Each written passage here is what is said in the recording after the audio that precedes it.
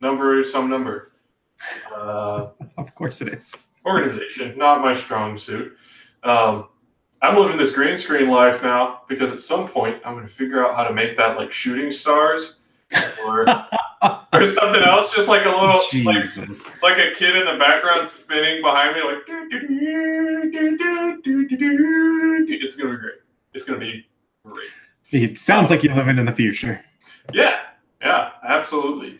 So I'm excited. I've been trying to get this whole schmeal set up here for a little while, which is why I haven't really been making videos, is because all of my equipment has been in a state of sort of like half moved across my room towards a place where I can dance around and not shake my camera, just shake myself. So, because I get a little animated when I'm thinking about stuff. And so if I don't do that, then, we'll always have shaky vids. So, I had some ideas about stuff to talk about. I don't know if you have some ideas about stuff to talk about, but we'll see where we go. If you don't lead the way, I'm gonna go straight into like parables because that's what's been on my mind. So Okay, well, you go where you want to go first. We'll see if we intersect. We'll see if we can come together here. So what I've been thinking about recently is just sort of the idea of not minimizing anybody's struggle. Just from a perspective of my core ethical framework is just try not to be a dick, which is challenging at times, especially when you are innately constructed to be a dick, which is sort of my experience of the universe. You have to work against, you have to train sometimes against your deficiencies. That's where I am on that. But it seems to me that a lot of what goes on is people see somebody else and they see this tiny sliver of their life experience, right? And it's always like sort of the grossest stuff, the biggest picture stuff, and they're like, man, that person over there has this advantage over me and this advantage and this advantage. If I had those things going on in my life, I would be so happy, right? Of course. And that really sort of doesn't do justice to the depth of the other person's experience, right? Because your life is made up of small details, not the biggest things. And so I try to keep my mind, when those sorts of processes are going on, keyed in on the fact that some people may have it easier than some other people, yes, but nobody has it easy. Like, being a human being is hard no matter what. Also, can you hear me right now? Yeah, I can hear you. My mic is like way the heck over there. So you're actually a little loud. I mean, like not terribly so, but I mean, so I can hear you just fine. Oh, we're experimenting tonight. We're testing. I figured this would be a good venue. Seeing how the vegan sausage gets made. Vegetarian sausage. Don't you presume my relationship to animal products? So yeah, so just keeping in mind that however many advantages you may see from the outside to some other person's experience, that's a very small part of their total experience, what's available to you.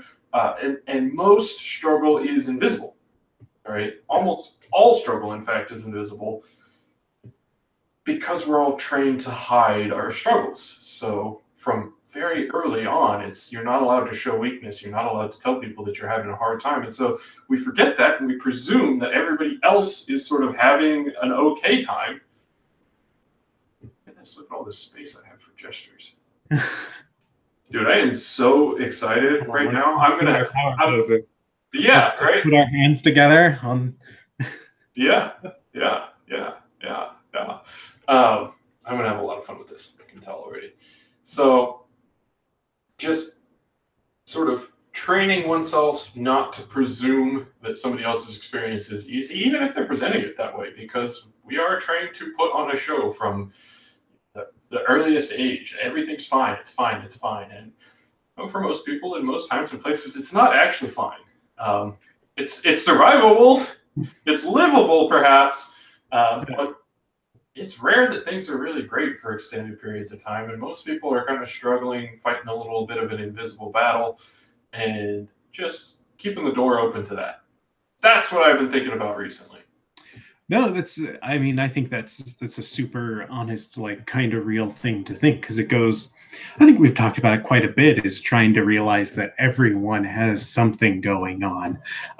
Like people aren't out to get you. People aren't like instinctively trying to do anything bad. They're just probably not having a good day. Like when you go to the restaurant, if the waiter isn't super polite or nice, or they didn't do things right away, it's not because they're being a dick. They're probably not having a great day. And Yeah. like you being an asshole, or you not being kind to them when they're not doing great, just makes their day worse. It's actually like that's actually the wait staff thing is a really big one for me, where I've realized it's like, oh yeah, even if you're having the worst service in the world, no, like you still need to be good and kind, because that person is Yeah, dealing they're with like probably 20 having their tables. worst day.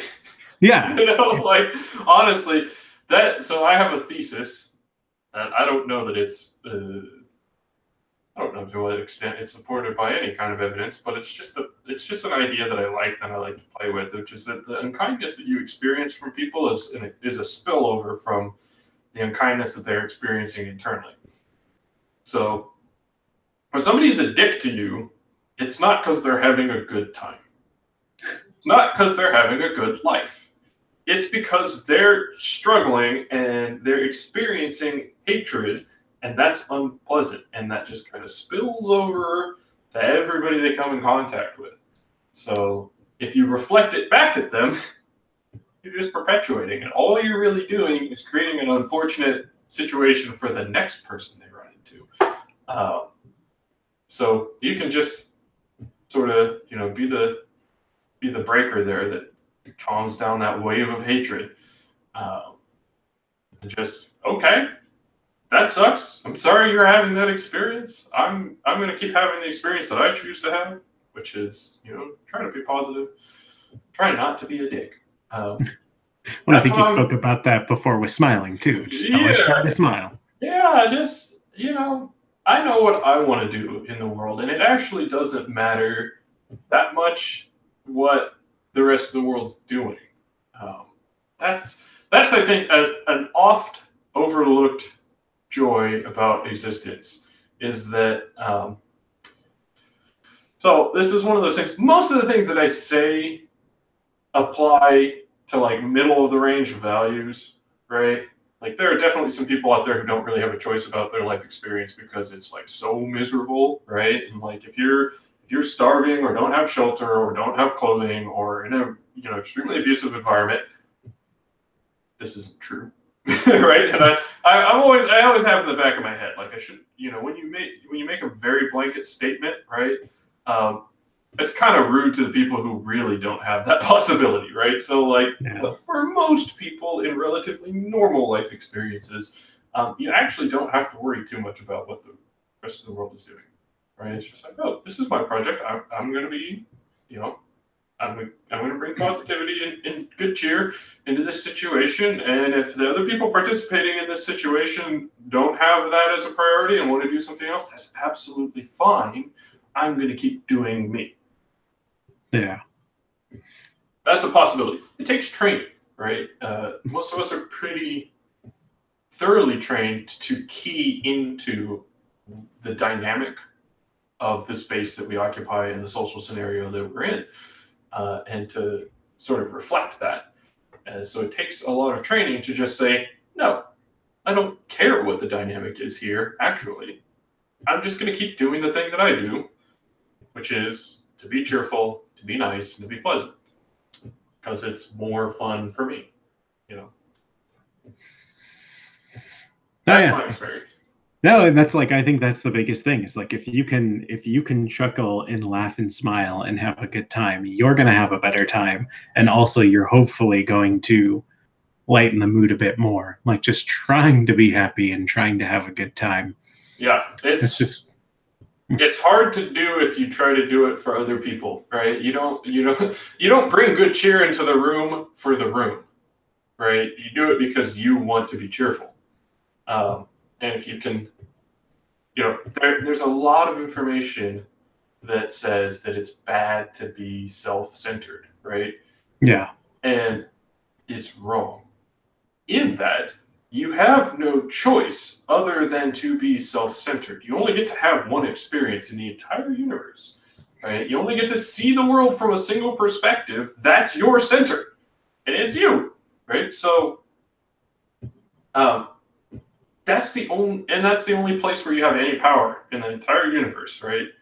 Is within yourself. So that's where you have to act, and that's where you have to train to act. And if you train to act to out of that motivation, like, hey, it's more fun to be a kind human being, then you're going to find a wellspring of kindness is available to you, right? If it's coming from a place of self-care and self-consideration. But if you try, if you try to be a martyr, if you try to be like, I'm going to be this heroic person who's going to bring kindness and good cheer to everyone around me, if you do that for others, then it's just going to bring you down. It's just, you're going to find out pretty quickly that you resent the hell out of everybody because they are not appreciating the kindness and good cheer that you're bringing at all, right? And there's no way, if you're doing it for others, to not build up expectations that others are going to have a certain response to it. But if you're doing it for yourself, it doesn't matter what they're doing, and they're probably going to respond better to it anyway, because they're going to read from you that sort of it's hard to actually put a word on it. So in Buddhism, there's sort of one of the central tenets is that when you give a gift, you have to give the gift without any expectation of return or outcome, right? Yeah. It's like, I'm just doing this because it's beautiful to do. And whatever happens as a result of that, I'm going to accept gratefully. If somebody disdains me for giving them a gift, fine, excellent, awesome. I'm happy, life is happening still, and I'm still doing the thing that I want to do, right? And if you have that attitude, people actually read it and they interpret it as very genuine, which is kind of seems almost a little bit paradoxical, but that has been my experience. Is when you're profoundly self-centered in that very particular way, that you're going to do kindness because it's the kindest thing to do for yourself, then people can trust that that's a genuine thing. Whereas if you're like doing kindness for some end because you want to achieve some purpose, right? Like, I'm going to be nice to these people because that will make them X. They very quickly read that you have an ulterior motive and distrust your kindness. Humans are just really good at that kind of thing, like sensing motivations, right? Yeah. And sensing sort of duplicity, right? Because I don't know, it just feels like if you're behaving in a way with an expectation of a certain outcome, I don't know, it feels to me manipulative. That's not the way I like to interact with my fellow human being. That is the way that I am wired as a human being, is to be like hyper manipulative. Like, seriously, I mean, I'm sure everybody who knows me has sussed that out. But I try not to. I try really hard, but that is sort of, it's all, pull the strings. And I'm like, no, that's crap. It's such a crap way to interact with your fellow human being. Don't do that. Right? Sorry. So, well, I want to ask questions on this same topic because actually, I have a really hard time with. So I love doing things for people, and I have a really hard time with dealing with like the positive that comes from that. Like, I really hate the part where people recognize me for it. And I think it's because I'm always nervous that, like, if people recognize me for it, then they're going to start assuming you must be doing it for X end, which actually, so I mean, I guess for that example, like, I've made coffee for my team pretty much every morning for the last 2 years. And in the beginning, people used to like ask for like, oh, can I give you money? Can I give you this, that? And it's just like, no. I don't want to get paid for it. Like, I just enjoy doing it. And, I think everyone caught on to that because it's like, it's just awesome to have a fresh pot of coffee in the morning. But then right now, this was just a personal thing. I wanted to learn how to make cold brew. And I was like, I really want to start doing cold brew perfectly because cold brew to me is like, I don't know, it's superior. I enjoy it better.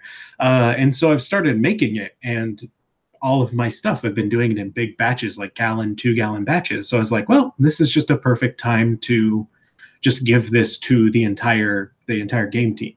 So literally it's just I'll bring in gallons of it and just put it in the fridge. And I'm just like, hey, here's this new thing. This is what I'm trying. This is what I did. Yeah. And a lot of people respond and they're just like, oh, this is great, or like, oh, what can we do? And it's just like, I don't know, how do I get better at dealing with it? Because people are just like, oh, like, can I contribute? Or, oh, thank you, like, so much. And I'm just like, man, I'd much rather you just I want you to drink the coffee, but I don't want you to acknowledge it's there or I put it there. And I'm trying to deal with that better because it freaks me out. Yeah. So I don't know how good I am at recommending anything on this topic because I'm a weirdo. But I try to present almost everything that I do as utterly selfish, because it just diffuses that. Like, no, I'm just doing it for me.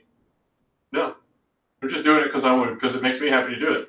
So I don't need you to do that. No, that's fine. Well, I mean, and that's the truth there. It's like, I just wanted to make good cold brew, and it's like, hey, I can make it, and then other people can drink it too. And yeah, to me, it's just a win-win that everyone gets to drink cold brew, and I get to get better at making cold brew.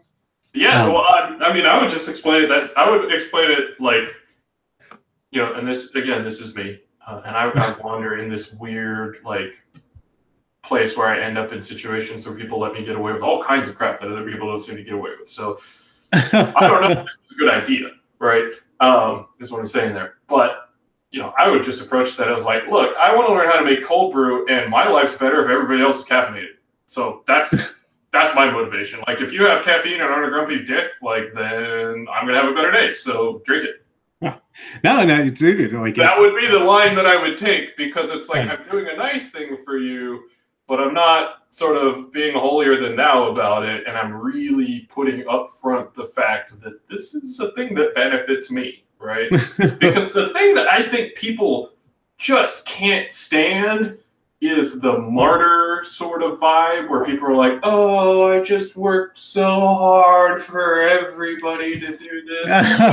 Like, listen, I want to throw you in a dumpster right now. Never do anything nice for me again, See, and that's why, like, I try to play up like the whole like, oh, this is just what I'm doing, here we go, because I don't want anyone thinking like, oh, why is this guy being like, oh, I took all this time to make this coffee for you. It's like I really want them to drink it, like, right? Like I check every day, be like, did people like it? Did people actually drink it? But I don't want people to think I'm trying to be. I don't know. It's such a weird. It's the human condition, I guess. It's so weird. Yeah. Anytime. Well,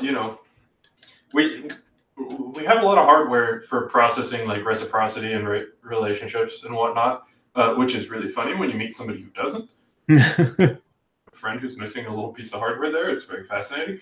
But so people are going to be, people don't like to feel indebted to somebody, right? So you do have to sort of,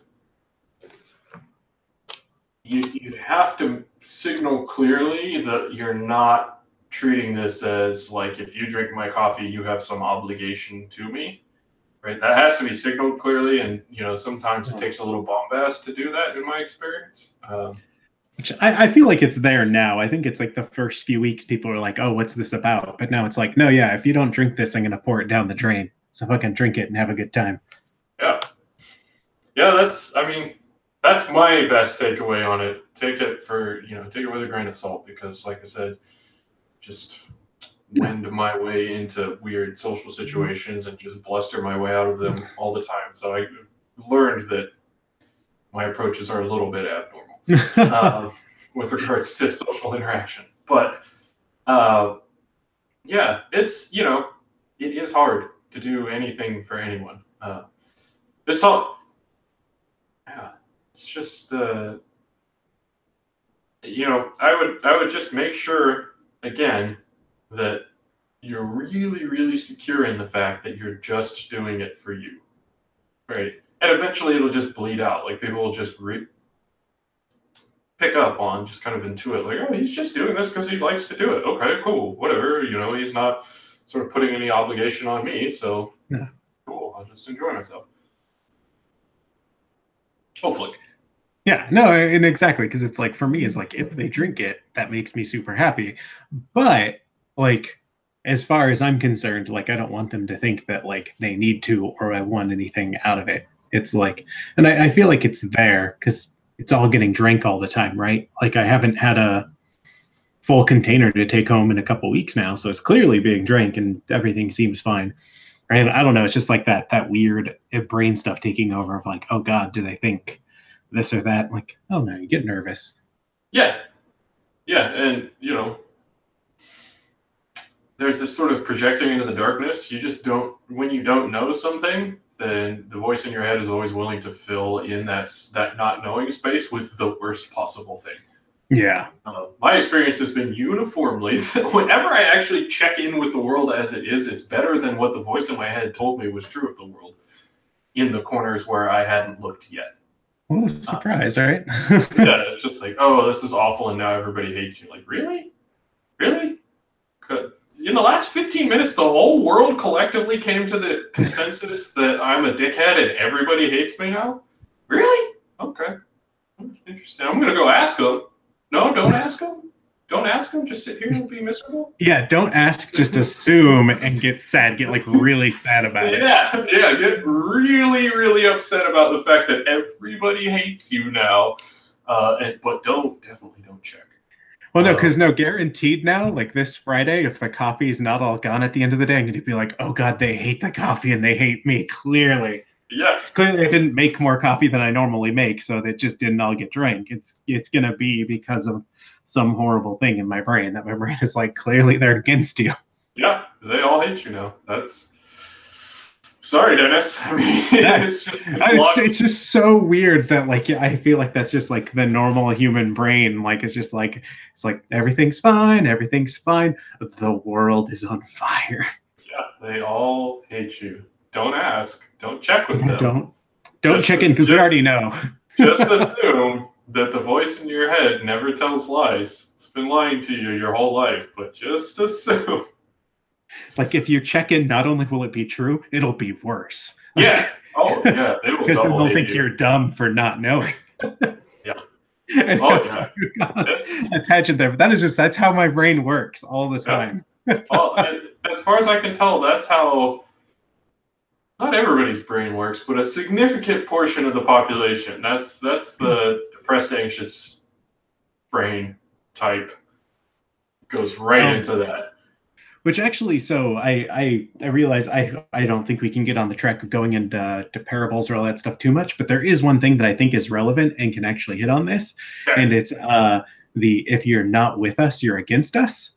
Because I feel like this ties directly into this brain mentality. Because I've been reading a lot of like the old parables recently, but one thing that stuck with me was that in Mark or whatever, the first of the Gospels, or what's assumed might be the first of the Gospels, he has a saying where it's like they're talking about how some other guy is going around performing miracles in Jesus's name, and his apostles are like, "Oh, fuck this guy. He's not with us. Who is this guy? He's probably up to no good." And Jesus is like, "Oh, no, man. Like, if he's doing stuff in my name, like he's for us, and if he's for us, he isn't against us." Which is this logical thing. If this dude is doing things that align with your goals and they're clearly on the same track, like he's not your enemy because he's doing things that align with you. But then in further Gospels, the saying becomes, if you're not with us, you're against us. It swaps around. And to me, that meaning becomes so crazier. But to me, like that, it goes along with how my brain thinks all the time of like, you fall into this thing of assuming people are against you. And to me, it seems so crazy because the other one leaves the ambiguity. Like if you don't know if they're with you, they still might not be against you. But then they swap it to be like, if they are not 100% declared for you, they are your enemy. And it's like, and it really surprised me that change happened. I feel that's the human.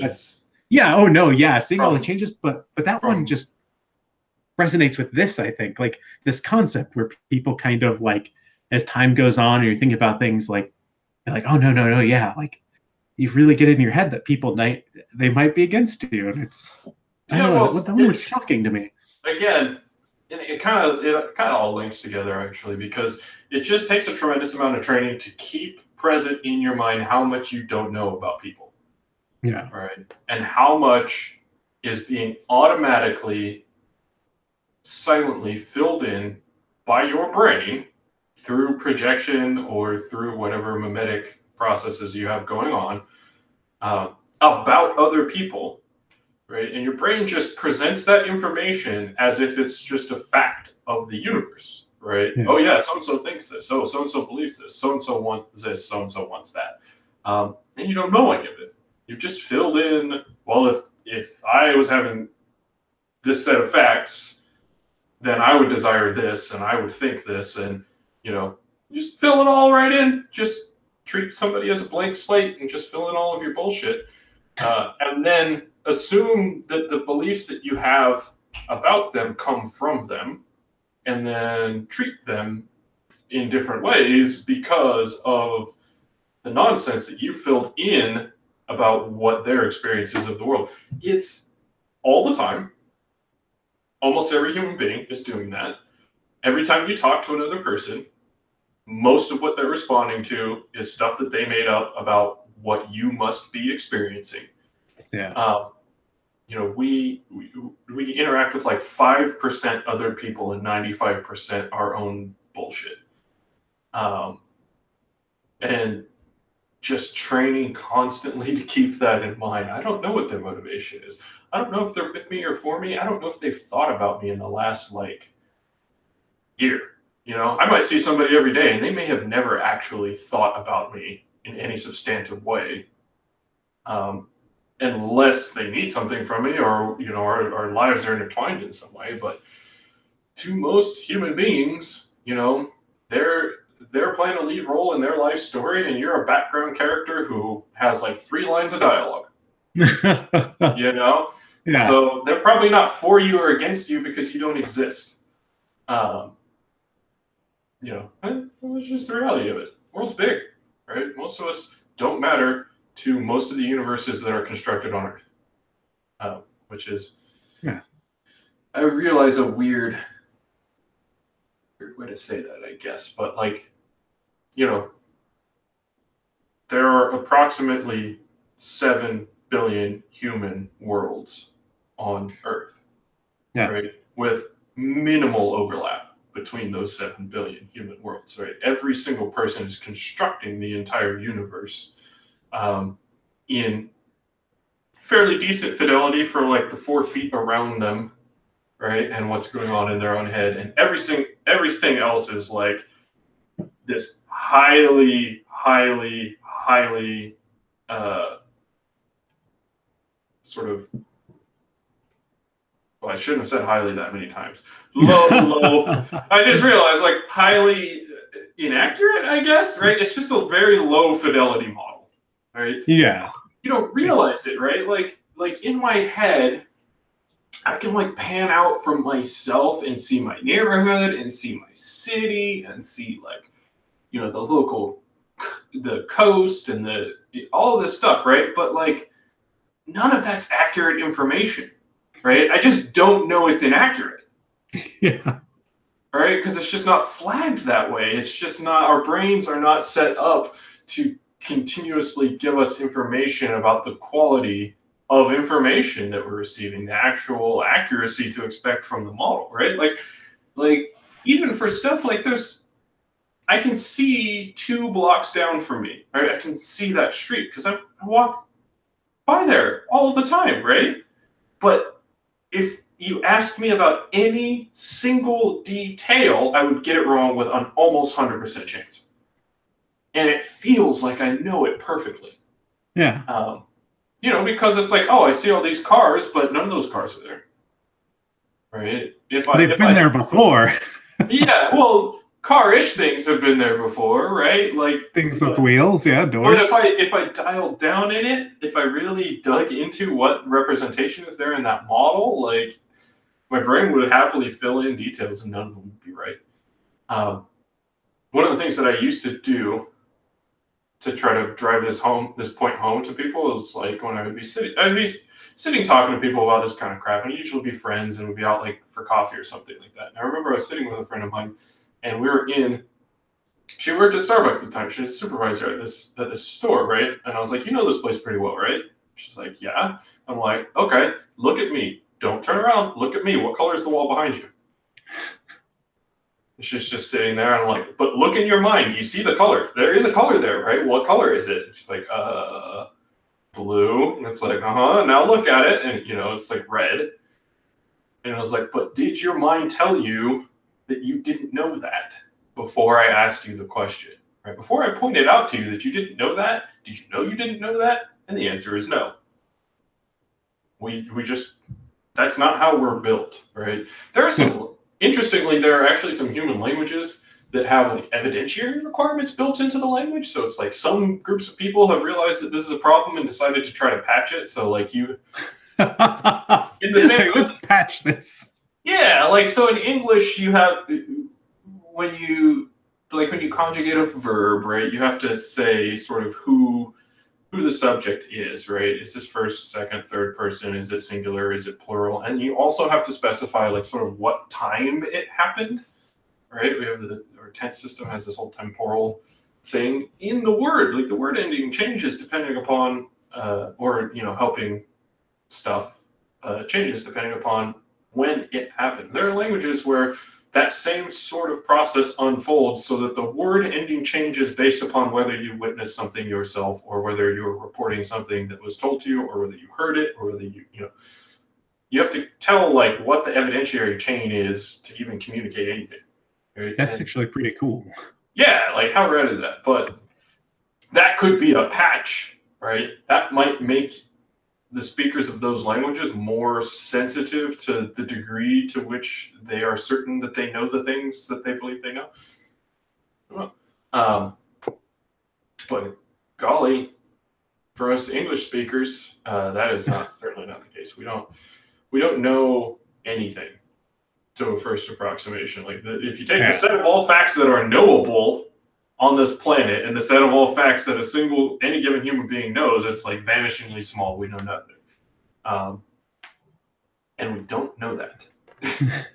That's one of the unknown facts, is that we don't know anything. So keeping in mind that especially when you deal with your fellow human being, like every human being is rich and deep and has this tremendous volume of life experience, and all of that is invisible to you. You get a couple of little details here and there. And it's usually sort of the grossest facts, not the fine details that make up sort of the actual consistency of their life experience. So don't assume you know what's going on with other people. Find out, actually give them a chance to expose some of their interiority to you, actually tell you what they're about and what's going on, rather than just assuming you know what's going on, and then you end up in unfortunate situations. You minimize their struggle, right? You contribute to their unfortunate life experience, right? You're a dickhead to the dickhead waiter, and that just spreads dickheadistry on and on and on. So there's no need for that. But it takes work. It takes training to actually continuously remain aware. Like, I really just don't know what's going on, and that's fine. So I guess the moral of tonight's story is practice being happy, as per usual. Yeah, I mean, it takes practice, right? There are so many different facets, and none of the things that lead us towards happiness appear to be the default. If you were raised sort of normally in our broader culture, you haven't been trained to be a happy human being, so you gotta put some work in on a bunch of different little skills, and one of them is just understanding that you don't know really anything, and being really sensitive to all of the significant facts that are unavailable to you, and all of the places where your brain, just as a wonderfully evolved information processing system, will invisibly substitute in its best projection of what the relevant information is, and then you act on it, and you have no idea that you actually didn't know the thing because there was a fact there. Fact. It's just present. It was available to you in your mind. Why would that not be the right thing? But that's not how we're built. So we have to make allowances for it. We have to patch. We have to update the programming or update the processing model going on in here. Put the work in. Be happy humans. I think that's it. Yeah, man. I know it's been about half an hour. Yeah, let's get out of I feel here. like we said some healthy things, some good things, and I think that's all we can try to do. I'm digging this. I'm gonna have to listen to the sound and see how that works out. But I'm so getting some shooting stars. Yeah, it's happening. All right. Okay, it's gonna be horrible. Yeah, it's gonna be awful. It's gonna be the worst. All right, I'm out.